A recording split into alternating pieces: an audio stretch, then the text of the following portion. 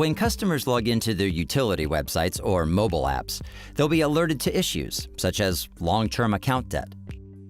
Based on the utility's rules and regulations, Oracle's platform can trigger an automated severance process for the customer.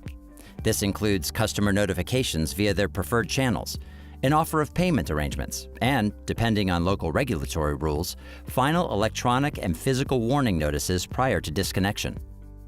When a disconnection is required, the system takes into account the type of metering at a customer's home and initiates disconnection steps, while also keeping the customer informed throughout the process. For manual meters, this involves scheduling field workers to visit the premises. For smart meters, the utility can disconnect the service remotely.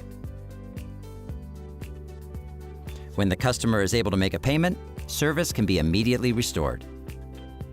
The entire event history is recorded to ensure that both customer and utility have full access to all communications.